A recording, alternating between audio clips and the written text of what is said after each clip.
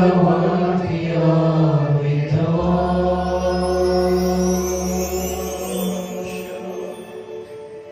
You are worthy of it all.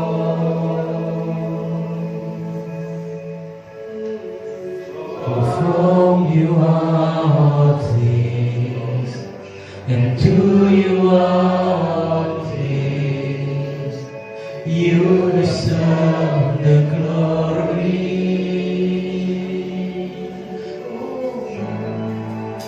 You are worthy of it all. You are worthy of it all.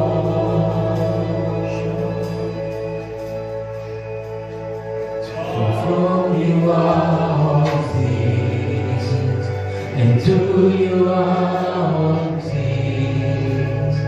You deserve the glory. Hallelujah. You are worthy of it all. You are worthy of it all. For you are all things, and to you are all things. You deserve the glory.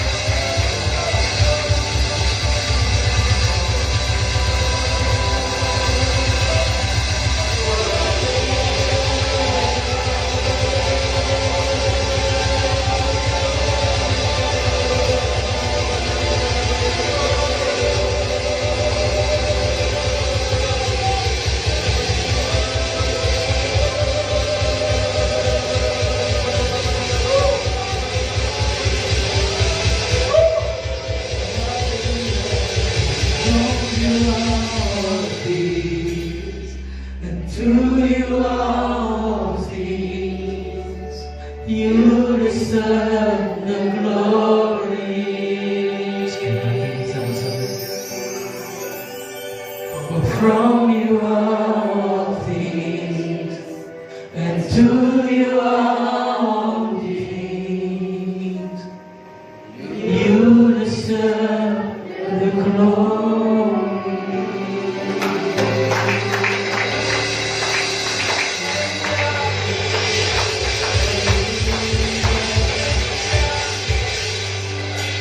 Darimulah semuanya itu datang, dan bagimulah semuanya itu kami kembalikan. Kehormatan, kepercayaan, pelayanan, semua datang darimu. Kami hanya alat, kami hanya dipakai oleh Tuhan. Karena itu kemuliaan bukan bagi kami, kemuliaan bagi Tuhan. Semua dari Tuhan, dan kami kembalikan kemuliaan, pujian, hormat, semua pelayanan kami hanya bagi Tuhan kami. Yesus Kristus, Yesus Kristus, Yesus Kristus, Yesus Kristus. Bukan gereja kami, bukan nama kami, tapi nama Yesus Kristus. Nama Yesus Kristus. Nama Yesus Kristus. Terima kasih Tuhan untuk kesehatan kami. Firman-Mu mengubahkan hati kami. Firman-Mu mengubahkan hidup kami. Dan kami duduk yang tenang dan mendengarkan firman. Kami siap di dalam nama Yesus. Ayo kita sama-sama berkata, amin. Tepuk tangan buat Tuhan Yesus. Katakan kanan kiri depan belakang, Engkau diberi kuasa oleh Tuhan. Kuasa untuk nyender di dinding.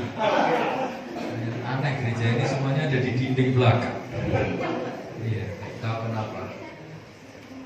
Ya, shalom Bapak Ibu Saudara. Shalom. Puji Tuhan, terima kasih malam ini saya bisa berdiri di sini di minggu pertama ibadah Kamis Intimacy Worship.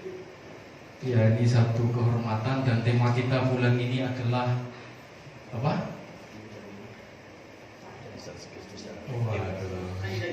Masa Pak Gembalanya saja? Coba katakan kanan kirinya menjadi saksi. Ya, efektif. Saya nggak mau bahas efektif dan sebagainya, tapi saya mau bicara saksi malam ini. Saksi itu adalah orang yang melihat sebuah kejadian. Saksi itu adalah orang yang mendengar. Ya, ini bukan saksi dusta ya, tapi saksi benar-benar. Nah, saya mau ajak Bapak Ibu Saudara malam ini dengan cepat. Mari kita baca Kisah Para Rasul 1 ayat 1 sampai ayat 8. Kisah Para Rasul 1 ayat 1 sampai 8. Jadi malam ini untuk beberapa menit ke depan saya hanya akan bicara 8 ayat ini. Kisah Para Rasul 1 ayat 1 sampai 8. Ya, yang sudah ketemu katakan amin. Saya baca ayat 1, Bapak Ibu ayat 2, nanti sampai selesai di ayat yang ke-8. Di Alkitab LAI judulnya Roh Kudus dijanjikan. Ayat 1. Hai Theophilus, dalam bukuku yang pertama aku menulis tentang segala sesuatu yang dikerjakan dan diajarkan Yesus. 2. Sampailah dalam kalian merasa sebelum itu yang diberi kerajaan oleh Roh Kudus pada rasul-rasul yang dipilihnya. Ini belum kompak nih, belum ada kuasa yang dicurahkan, itu namus. Kepada mereka ia menunjukkan dirinya setelah penderitaannya selesai, dan dengan banyak tanda ia membuktikan bahwa ia hidup. Sebab selama 40 hari ia berulang-ulang ini apa namanya yang terjadi, banyak saksi berarti, menampakkan diri dan berbicara kepada mereka tentang kerajaan Allah. 4.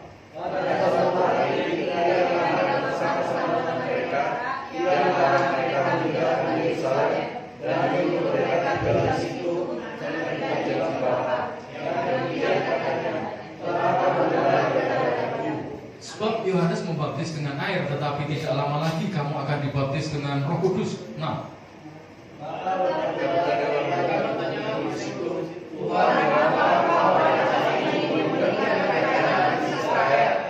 Jawabnya, engkau tidak perlu mengetahui masa dan waktu yang ditetapkan Bapa sendiri menurut kuasanya. Tetapi kamu menerima kuasa Roh Kudus bersaksi dan kamu akan menjadi saksiku di Yerusalem dan Yudea dan Samaria dan sampai ke ujung bumi. Yang percaya firman ini digenapi, tepuk tangan buat Tuhan Yesus. Kalau ayat 8 ini terjadi, kita pasti efektif. Amin. Kalau ayat 8 ini kita alami, kita pasti jadi saksi Kristus yang efektif. Nah, kalau berbicara kitab Kisah Para Rasul, kitab Kisah Para Rasul ini adalah buku yang kedua kalau Anda baca ayat 1 dari seorang tabib yang bernama Lukas. Jadi yang menulis kitab Kisah Para Rasul adalah sama dengan yang menulis kitab Injil Lukas. Di surat itu ditujukan kepada Theophilus. Makanya ayat 1 bilang begini, dalam bukuku yang pertama. Ya, puji Tuhan, Buat Dedi sembuh malam ini dalam nama Yesus. Ya, puji Tuhan, mau punya anak lagi kayaknya perlu bersih-bersih. Dalam bukuku yang pertama, aku menulis tentang segala sesuatu yang diajarkan dan dikerjakan oleh Yesus. Ini kok nggak mendukung ya? Saya kan ayat 1. Ya, terima kasih. Ya, nanti kan cuma gunanya multimedia kan begitu, untuk mendukung orang khotbah. Betul nggak? Memudahkan orang khotbah. Orang udah ada multimedia aja suka lupa khotbahnya apa. Ya, tolong dibantu ya. Nah, Kisah Para Rasul ini adalah jembatan dari kitab Injil menuju surat-surat Paulus dan semua kitab yang lain di kitab Perjanjian Baru. Kalau kita baca kitab Para Rasul ini, kita bisa memahami apa yang terjadi, lalu kita nanti akan mengerti kenapa bulan ini kita disuruh menjadi saksi Kristus. Tema kitab ini adalah pemberitaan Injil. Dimulai dari mana? Pokoknya temanya adalah dari Kisah Rasul 1 ayat yang ke-8. Katakan amin. Amin. Nah, saya malam ini akan berbicara, mungkin Anda sering mendengar Yerusalem, Yudea, Samaria, ujung bumi, dan sebagainya. Saya tidak akan berbicara itu, tapi saya mau berbicara malam ini bahwa kita punya Tuhan, Tuhan yang bertanggung jawab. Dia bukan Tuhan yang membuat kita lalu dia meninggalkan begitu saja. Seperti banyak orang tua, mereka berani, makanya banyak bayi dibuang karena mereka berani berbuat, tapi mereka tidak berani bertanggung jawab. Nah, Tuhan kita adalah Tuhan yang bertanggung jawab. Kalau Dia memberi perintah, maka Dia bertanggung jawab. Mari kita lihat PowerPoint saya. Judulnya adalah menjadi saksi tetap. Temanya Kisah Rasul 1 ayat 8. Poin yang kedua. Tolong Bapak Ibu baca bersama-sama. 1, 2, kita. Tuhan tidak hanya menyuruh kita menjadi saksi, tetapi juga memperlengkapi supaya kita dapat menjadi saksi. Katakan Tuhan saya bertanggung jawab. Tuhan saya bertanggung Itu jawab. waktu dia bilang begini, tapi kuasa ini akan diberikan kepadamu, lalu kamu akan menjadi saksiku Yudea, Samaria, dan sampai ujung bumi. Tuhan nggak cuma menyuruh saja, tapi Tuhan memberi perlengkapan kepada kita. Supaya apa? Supaya kita dapat menjadi saksi. Karena begitu banyak orang bertanya, bagaimana ya caranya bersaksi? Bagaimana yang menceritakan Yesus? Saya lebih suka tema yang diberikan oleh gembala kita Pak Paulus bulan ini adalah menjadi saksi. Katakan sama-sama menjadi saksi. Menjadi saksi itu artinya hidupnya. Banyak orang pintar bersaksi tapi hidupnya nggak pernah menjadi saksi. Menjadi saksi itu melalui hidupnya orang bisa melihat Kristus di dalam hidupnya. Makanya bulan ini dibilang menjadi saksi yang efektif, saksi Kristus yang efektif. Jadi artinya bahkan kadang-kadang dalam situasi kita nggak berbicara pun orang bisa menyembah Tuhan. Orang itu baik, orang itu luar biasa. Oh, Pak Paulus itu baik loh, suka traktir loh. Amin. Puji Tuhan, yang amin ditraktir. Tepuk tangan nggak ditraktir. Itu sepertinya mencari muka. Tuhan tidak hanya menyuruh, Tuhan tidak hanya memberi perintah, tapi Dia bertanggung jawab untuk perintah itu. Katakan amin. Amin. Ya, saya percaya gereja ini akan. Tadi saya sempat ngobrol sebentar belum panjang dengan Pak Paulus. Ada 2 kota di Kalimantan sepertinya menunggu kita. Ya nggak tahu, saya berdoa itu terjadi. 3 malah ya. Ya, puji Tuhan. Samarinda, Balikpapan, Dan Pontianak. Waktu Tuhan menyuruh, Tuhan itu memperlengkapi. Amin. Anda harus sadar itu. Katakan saya diperlengkapi Tuhan. Saya diperlengkapi Tuhan. Perlengkapannya apa? 8. Kamu akan menerima kuasa. Bahasa Yunaninya dinamo, dinamit, TNT, ledakan. Kalau Roh Kudus turun ke atas kamu, Tuhan memperlengkapi. Katakan perlengkapan. Perlengkapan. Waktu Tuhan menyuruh kita, Tuhan memberikan perlengkapan. Amin. Saya akan masuk perlengkapannya apa? Mari kita lihat ayat 1. Ayat 2. Tadi ayat 1 sudah baca. Sampai pada hari ia terangkat, sebelum itu ia telah memberi perintah oleh Roh Kudus kepada rasul-rasul yang dipilihnya. Ayat 3 baca 1, 2, 3. Pada mereka yang menunjukkan dirinya cerita bersisar, sebanyak banyak tanda yang menunjukkan adanya hidup. Dan selama 40 hari ia berulang sekali berjalan kepada mereka melakukan pengajaran. Luar biasa. Luar biasa. Bingung. Ayat 10-11 baca sama-sama kompak 1, 2, 3. 10 dan 11. Saya melewati 10 dan 11 untuk konfirmasi. 1, 2, 3. Ketika mereka sedang menatap langit, Roh Dia yang itu tiba-tiba dan orang berarti di dekat mereka. Dan berkata kepada mereka, hai orang-orang Galilea, mengapa kamu berdiri melihat ke langit? Yesus ini yang sedang terasa dan meninggalkan kamu akan datang kembali dengan cara yang sama ketika kamu melihat Dia naik ke surga. Perlengkapan pertama.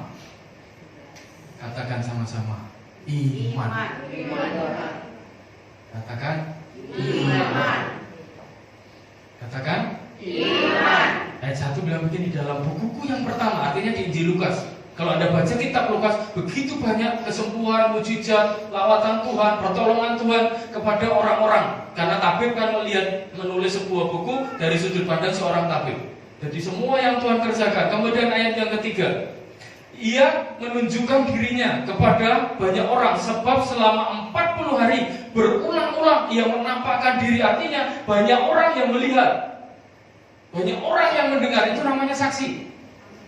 Terakhir ayat yang ke-10 masih kurang. Ketika Yesus naik ke surga, apa yang terjadi? Murid-muridnya Yesus naik ke surga, muridnya melihat, lalu di situ diyakinkan lagi oleh 2 orang malaikat. Dan mereka berkata, mengapa kamu berdiri melihat ke langit? Dia yang datang terangkat meninggalkan kamu itu akan datang kembali dengan cara yang sama. Dia akan turun lagi dengan cara yang sama. Itu orang-orang menyaksikan. Katakan menyaksikan. Makanya tema kita ini menjadi saksi yang efektif. Jadi kalau kita tidak pernah menyaksikan apa yang Tuhan kerjakan, gimana kita bisa efektif? Katakan amin. Amin. Bu Ida bisa cerita kepada orang sakit karena dia pernah disembuhkan oleh Tuhan dari sakit. Pak Rudi bisa kesaksian sama orang bagaimana diberkati Tuhan karena pernah mengalami diberkati oleh Tuhan. Betul nggak? Saksi itu orang yang menyaksikan. Saksi itu orang yang mendengar. Buat apa kita memberitakan sesuatu yang tidak kita lihat? Buat apa kita menceritakan sesuatu yang tidak kita alami? Nah, kenapa ayat ini berulang-ulang 1, ayat 3, ayat 10, ayat 11? Ini supaya meyakinkan iman kita malam ini. Jadi Tuhan memberi perlengkapan kepada kita iman. Roma 12 ayat 3 kita ini diberikan ukuran iman. Iman itu siapa yang kasih? Tuhan. Di buku Som ada. Tuhan itu yang kasih iman. Tapi supaya iman itu bertumbuh dan datang terus menerus. Roma 10 ayat yang ke-17 firman. Mendengar firman, mendengar firman, mendengar firman, imannya bangkit lagi, mendengar firman, imannya besar lagi, mendengar firman, imannya yakin lagi. Yang pertama, iman. Kalau kita nggak yakin dengan iman kita mau menyaksikan apa kepada orang? Kita harus yakin dulu bahwa Yesus kita, Yesus yang luar biasa.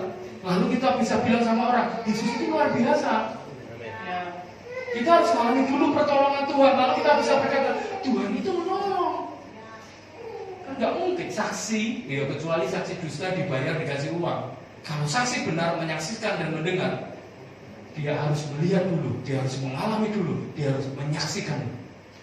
Perlengkapan pertama, iman. Nggak salah gereja ini namanya iman. Ya kan? Dikira bahasa Jepang waktu itu sama teman saya. Ini kayak restoran Jepang. Iman. Gereja ini ada karena iman. Anda ada di sini karena Iman. Anda percaya Yesus karena Iman. saksikan itu. Amin. Yang kedua, ya saya pikir sederhana yang saya sampaikan hari ini. Anda lebih pintar sebenarnya, cuman mengingatkan saja. Iman. Iman itu apa? Ngalami. Iman kita harus kuat dulu. Tadi gak salah lagunya. Nyanyi haleluya. Ngalami dulu. Menyembah dalam iman. Yang kedua, ayat yang ke 13. Kok 13 ini kelihatan, minta maaf. Ayat 4. Minta tolong ibu-ibu saja baca. 1, 2, 3. Pada suatu hari ketika ia bersama-sama dengan yang mereka meninggalkan Yerusalem dan menyuruh mereka tinggal di situ menantikan janji Bapa yang demikian katanya, telah kamu dengar daripadaku. Tuh kan? Telah kamu dengar. Saksi itu pasti mendengar. Saksi itu pasti melihat. Jadi kalau enggak, bukan saksi. Menjadi saksi Kristus yang efektif, kita harus menyaksikan Kristus dulu di dalam hidup kita, baru menceritakan kepada orang kehebatan Yesus itu. Amin. Yang kedua, Mas,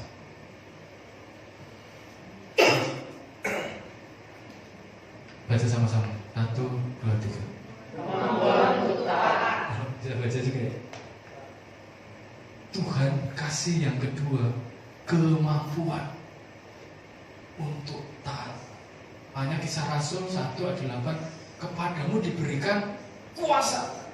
Salah satunya bukan hanya untuk tumpangan orang sakit, tapi juga untuk taat. Ayat 4 bilang begini, mereka sebenarnya makan bersama-sama itu tidak ditemukan di bahasa aslinya, semua kumpul. Mereka kumpul bersama, lalu Tuhan berbicara melarang mereka untuk pergi. Mereka tinggal saja di situ, menantikan. Katakan sama-sama menantikan. Menantikan. Siapa yang pernah menantikan? Menantikan itu sama dengan menunggu. Menunggu itu adalah pekerjaan yang paling tidak enak. Apalagi menunggu di tengah ketidakpastian. Kalau menunggu udah pasti datang, pasti siap. Kayak Bang Irwan ini, dia punya kemampuan untuk taat, untuk menantikan siapa yang mau mendampinginya, mengarungi bahtera kehidupan yang penuh perjuangan ini. Karena salah pilih neraka. Betul-betul aja kemampuan untuk taat. Katakan sama-sama, kemampuan untuk taat. Menunggu itu nggak enak, betul nggak? Itu kok betulnya mantap banget. Pasti pernah mengalami. Anda tahu Abraham dan Sarah? Berapa tahun mereka merindukan anak? Berapa tahun? 25 tahun. Abraham punya kemampuan untuk taat? Punya nggak? Tapi Sarah tidak. Dia tidak sabar. Lalu dia melihat pembantunya di dapur, lalu bilang, bikin aja anak Madiah. Itu. Lahirlah Ismail. Betul nggak? Sarah tidak taat, tidak punya kemampuan untuk menantikan. Ini saya sedang berdoa, saya punya anak laki-laki, saya butuh ini, kemampuan untuk menunggu, menantikan. Amin. Anda pernah baca kisahnya Saul di 1 Samuel 13 nggak? Mau mempersembahkan korban, Samuel masih di perjalanan. Saul nggak sabar, betul nggak? Akhirnya setelah itu kan Tuhan bicara, aku nggak suka, aku akan memilih orang lain yang lebih aku kenal, yaitu Daud. Saul tidak sabar menanti. Anda tahu nggak gereja ini mau dipakai Tuhan sesuatu yang besar? Sabar, taat. Mereka nunggu, kita sudah tahu mereka, karena kita udah baca. Mereka nggak tahu suruh nunggu sampai kapan. Murid-murid itu kumpul bareng, nggak tahu nih. Kamu di sini aja, kan kamu udah dengar daripadaku, nanti janji Bapak, gitu doang. Tuhan nggak bilang nanti sebulan lagi ya, nanti 2 bulan lagi, tidak ada perkataan itu. Tahu-tahu Tuhan pergi begitu aja naik ke surga. Mereka tetap menantikan. Kemampuan untuk taat, menunggu janji Tuhan dikenal. Katakan apa? Amin.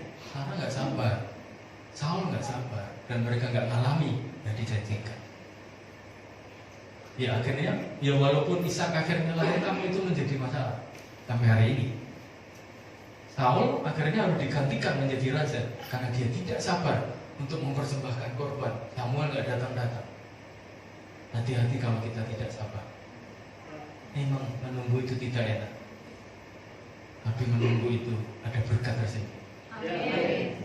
Tapi jangan sampai umur 40 tahun Bang Irwan kelama kemampuan untuk tahan. Katakan amin. Satu, iman. Tuhan udah kasih iman. Yang kedua, Tuhan udah kasih kemampuan untuk tahan. Cuma suruh tahan aja susah banget. Ishak itu tahan loh. Kejadian 22 waktu mau dibawa ke atas. Oh, jadi Ishak bisa lari loh. Orang bapaknya tua di tengah jalan menuju Gunung Moria dia lari. Aku nggak mau lari pergi. Tapi dia tahan. Murid-murid itu menunggu di tengah ketidakpastian janji Bapa yang sudah diberikan. Anda menerima janji Tuhan? Ya. Anda semua terima janji Tuhan? Melalui firman, melalui doa hamba Tuhan, melalui nubuatan hamba Tuhan. Sabar, Tuhan kasih kemampuan untuk taat. Tunggu sampai waktunya itu dikenal. Ya. Saya tahu kok gereja ini kan jadi besar. Lu ya Mangga 2 kan bagian gereja ini. Saya tahu gereja ini akan dipakai Tuhan untuk menyelamatkan banyak orang. Ini banyak orang nggak sabar kan? Saya 2 bulan ini penuh perjuangan untuk satu demi satu saya kunjungi lagi jemaat yang kami layani. Ada yang les dari grup, ada yang patah semangat di tengah jalan. Harus punya kemampuan untuk menunggu janji Tuhan itu digenap. Yang ketiga, mari baca ayat yang ke-6 dan 7. Bapak-bapak tolong baca, harusnya lebih keras dari ibu-ibu. 1, 2, 3. Tuhan mau kamu tahu bahwa memberikan kerajaan kerajaan Israel. 7. Jawabnya, kau tidak perlu mengetahui masa dan waktu yang dikatakan Bapa sendiri menurut kuasanya. Yang ketiga menurut saya namanya sere. 3 mas. Mas, pengertian. Katakan sama-sama 1, 2, 3. Pengertian. Kita harus tahu, kita harus mengerti kapan Tuhan bekerja, kapan Tuhan bilang berhenti, kapan Tuhan bilang maju, kapan Tuhan bilang dengarkan dulu, baru kau boleh berjalan. Ini orang Israel, murid-murid itu kan orang Yahudi. Nah mereka tanya sama Tuhan. Ya ini memang konsepnya orang Yahudi. Mereka tanya, kapan kamu memulihkan ini? Lalu Yesus bilang begini, kamu gak perlu tahu, itu urusan Tuhan. Nah orang percaya harus punya pengertian kapan masanya, kapan waktunya, bagaimana caranya dekat sama Tuhan. Ya. Saya nggak tahu pernah share di grup nggak, ada satu kisah mungkin Anda pernah dengar. Anda tahu Mother Teresa ya? Dia pelayanan di India, beliau sudah meninggal sekian tahun yang lalu. Kemudian dia pelayanan di India, anak-anak kusta, anak-anak pinggir jalan diangkut, dipiara, dilayani, dibawa ke tempat dipulihkan sampai mereka sembuh. Satu saat dia sedang memandikan satu anak di pinggiran Sungai Gangga, lalu di tengah dia sedang memandikan anak itu, di sebelahnya ada suami istri berantem. Wah keras, suaranya keras-keras. Gak tahu marah-marah. Bapaknya marah-marah, ibunya marah-marah, berantem. Kemudian Mother Teresa tanya sama murid-muridnya yang ada di dekat, kamu tahu nggak kenapa mereka berteriak-teriak? Padahal mereka itu deketan. Kenapa harus teriak-teriak? Deketan, nggak ada 1 meter, tapi kenapa harus teriak-teriak? Lalu Ibu Teresa bilang begini, karena hati mereka menjauh. Semakin hati menjauh, semakin keras kita bersuara. Betul nggak? Saya nggak tahu Bapak ini sama si Santi. Semakin akrab kan nggak perlu pakai teriak-teriak. Itu teh datang, mungkin suetan lain lagi, kopi jahe datang. Ya. Kenapa? Karena hatinya dekat. Walaupun jaraknya jauh, kalau hatinya dekat juga jadilah. Kemarin saya share di grup gereja Mangga 2 karena saya berpikir ada orang hatinya udah menjauh. Jadi suaranya keras-keras, harus pakai emosi, harus pakai marah. Kalau hatinya dekat nggak perlu marah. Betul nggak Pak Broto? Broto ini lama nggak ketemu, tadi kok saya lihat luar biasa. Tiap Kamis di sini jam 7:30 Pak Broto. Rumahnya kan gitu. Pengertian, katakan sama-sama pengertian. Gimana tidak bisa mengerti? Ya deket sama sumbernya, biar kita ngerti maunya dia. Kita nggak perlu babat terus, ceritakan Yesus. Begitu banyak orang tidak menjadi saksi dimanapun dia berada, karena apa yang dia katakan tidak seperti apa yang dia lakukan. Istri saya punya teman di kantor, teman-teman di kantornya cerita, itu kalau ngomong rohani, kalau di mobil nyetelnya lagu rohani, kalau ngomong ayat-ayat Alkitab, tapi kalau kelakuannya begitu ya? Udah pernah begitu nggak? Pintar ngomong ayat nih, pintar khotbah nih, tapi hidupnya tidak menghidupi ayat itu. Perbuatan lebih kuat berbicara dari perkataan. Makanya tema bulan ini menjadi saksi yang efektif. Jadikan hidupmu saksi Kristus. Pak Tata datang, orang langsung Yesus datang. Karena ada urapan keluar. Anda pernah baca kisahnya Petrus ya? Waktu dia berjalan, kemudian orang di kanan kirinya rebah kemudian sembuh. Itu bahasa Yunaninya namanya episkiaso. Episkiaso itu artinya ada sinar yang keluar dari tubuhnya. Kan tulisannya bayangannya menyembuhkan kan itu. Sebenarnya bahasanya itu sinar yang keluar dari dalam hidupnya. Makanya tema Natal kita hari ini kan terang, sinar yang keluar dari iman kita. Lalu orang di sekeliling kita disembuhkan. Bayangan Petrus menyembuhkan. Pak Ivan datang, pasti kenyang nih. Berkat datang. Bukan makan sendiri kenyangnya. Katakan amin. Tadi siang sebelum saya kesini saya konseling via WA, ada satu jemaat lama sekali sampai saya nangis. Dia nanya sama saya begini, Pak Ari, kenapa Pak Ari baik sama keluarga kamu? Itu loh. Sebuah pertanyaan yang saya jawab apa ya? Pernah ditanya gitu nggak? Pak Paulus sering banget ya. Kenapa baik sama kami? Dia bilang saya nggak punya alasan lain, karena Tuhan sudah baik sama saya. Gitu. Betul nggak? Kan gini, kita diberkati, lalu kita berkati orang. Tuhan baik sama kita, kita baik sama orang. Oh, ini satu pesan Natal yang saya dengar dari Ketua Sinode kemarin itu adalah murah hati. Wah, itu saya nggak lupa, sampai hari ini saya nggak lupa. Kamu harus bermurah hati sampai orang nggak suka sama kamu. Coba, ada orang nggak suka sama orang murah hati. Orang kayak gitu ditraktir terus, model event, makanya banyak, traktir terus. Pokoknya murah hati. Mungkin seperti itu hatinya Pak Paulus dan Pak Fendi, saya nggak tahu. Murah hati. Saya punya satu keluarga baru di jemaat kami, suami istri. Kemarin dia punya masalah yang banyak, sempat konseling dengan Pak Paulus, punya pergumulan keuangan yang cukup lumayan untuk kehidupan mereka. Lalu dia bilang begini, Don, itu saya ingat banget. Dan itu malah ngajari saya. Dia bilang begini, Ari, kita itu harus terus menabur. Kalau pengen lumbung kita terus penuh. Coba. Kalau kita pengen lumbung kita terus penuh, kita harus terus nabur benih. Benar nggak? Lalu lumbungnya apa? Hidup kita. Lumbungnya apa? Pelayanan kita. Lumbungnya apa? Keluarga kita. Kalau kita pengen lumbung kita penuh, tabur terus. Benih terus kan, panen lagi, masuk lumbung, nabur lagi, panen lagi, masuk lumbung, bagi lagi, nabur lagi, masuk lumbung. Pengen diberkati, lumbungnya terus penuh, tabur terus. Yang percaya katakan apa? Satu, iman. Yang kedua, kemampuan untuk taat. Yang ketiga, tidak. Itu yang bisa Rasul 1:8. Gak cuma engkau tumpang tangan orang sakit sembuh, tapi kau punya pengertian, kau punya kemampuan, kau punya iman supaya janji itu dikenal.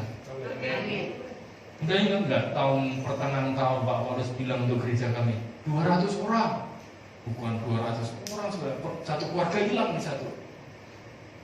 Butuh perjuangan untuk saya datang membalut hatinya lagi. Kemarin pertemuan Pak Pengerja Pak Paulus juga nyalain lagi 500.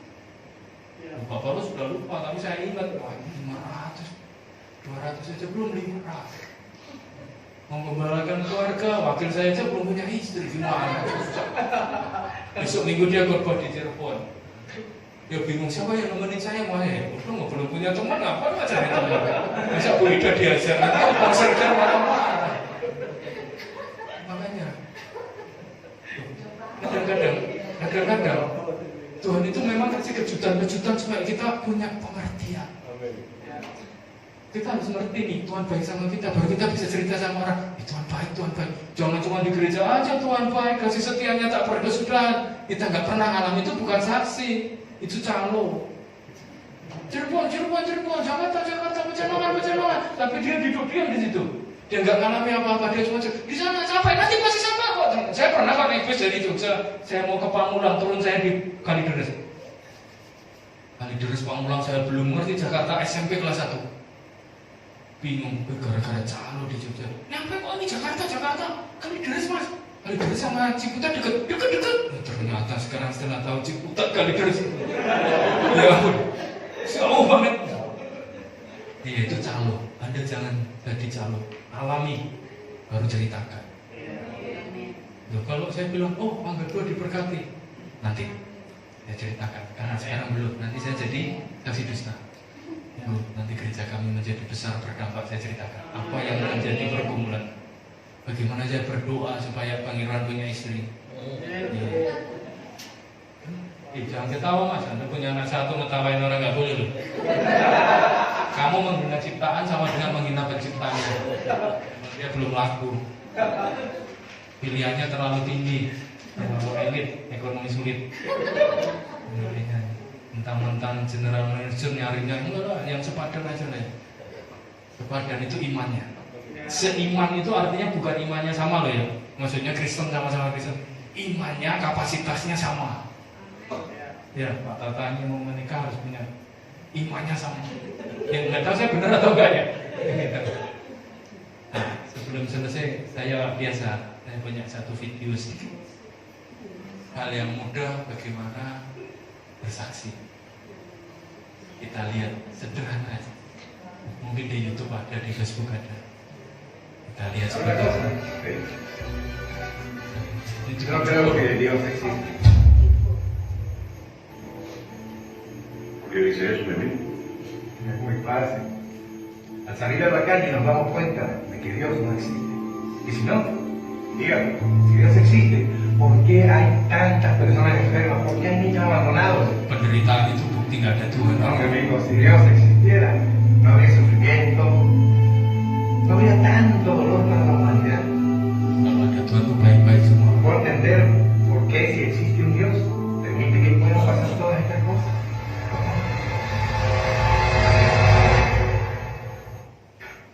Bueno, Que tenga buena hasta la próxima. Hasta luego, señor. Lo propio.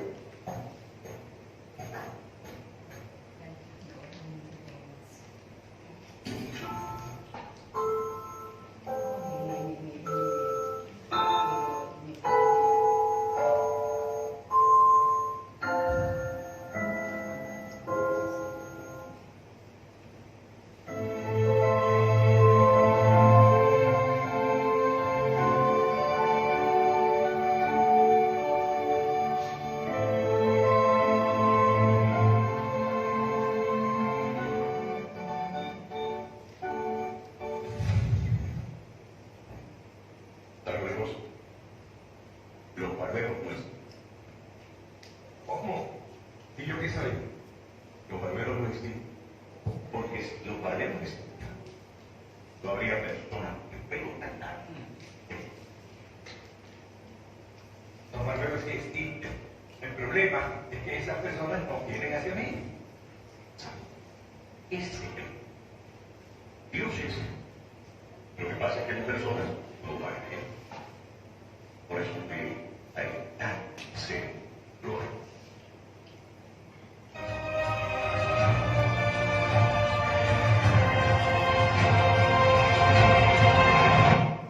¿Sabe una cosa?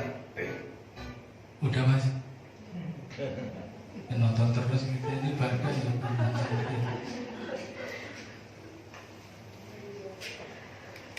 Itu pengertian. Betul nggak? Matius bilang begini, kalau kamu dihadapkan dengan pemerintah apa dan semuanya, pada waktu itu Tuhan akan mengaruniakan kepadamu perkataannya. Tidak usah takut. Tuhan sudah kasih iman, Tuhan sudah kasih kemampuan, Tuhan kasih pengertian. Manusiawi kalau kita takut, manusiawi kalau kita kedua. Apa pergumulan orang untuk menyaksikan Yesus? Kita tidak tahu bagaimana cara memulai. Betul nggak? Dan kalau udah mulai itu kau, tadi cuma tukang cukur bilang Tuhan nggak ada, baru keluar anak Tuhan ini langsung dapat pengertian. Oh iya, tukang cukur itu nggak ada, orangnya gondrong semua. Masalahnya karena mereka tidak mau datang ke tukang cukur. Tuhan itu ada nggak? Ada. Kalau kita mau datang kepada. Kenapa ada penderitaan? Kenapa ada masalah? Karena kita tidak mau datang kepada. Ya kita panggil berdiri sama. Tuhan kita, Tuhan yang bertanggung. Waktu Dia memilih kita, Dia mengurangi kita. Waktu Dia memberi perintah kepada kita, Dia memperlengkapi kita. Kalau bulan ini Tuhan suruh kita menjadi saksi, Tuhan sudah kasih perlengkapan kepada kita, Roh Kudus. Baca kitab Kisah Para Rasul. Itu kitab pemberitaan Injil. Bapak Ibu angkat kedua tanganmu, arahkan hatimu, pejamkan matamu. Kalau mudah bisa bahasa roh, sembah dalam bahasa Arab. Sembah Tuhan. Oh ya, arahkan lama. Sembah Tuhan, menyembah. Haleluya, haleluya. Haleluya. Haleluya. Nama-nama takar namanya syirka para takar namanya syirka.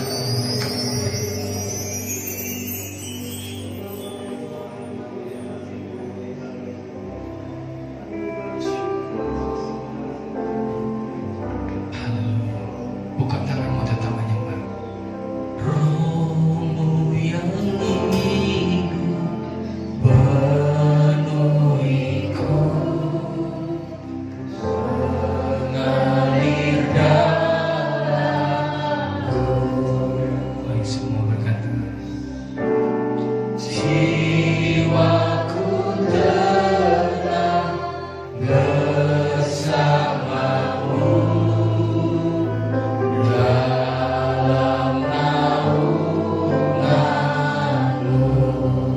Rohmu yang kudus, Rohmu yang kudus,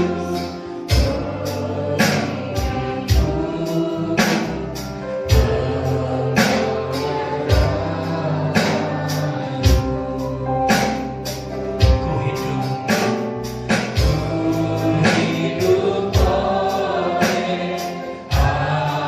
anugerah-Mu yang menyertaiku. Sama-sama. Buka hatiku bersamamu, berserah di hadirat-Mu. Kami berani seluruh hidupku di hadapan-Mu, menyembah-Mu. Haleluya. Tetapi Roh Kudus sudah memberikan turun atas kamu, memberikan kuasa kepada kamu untuk menjadi saksiku di Yerusalem, di Samaria,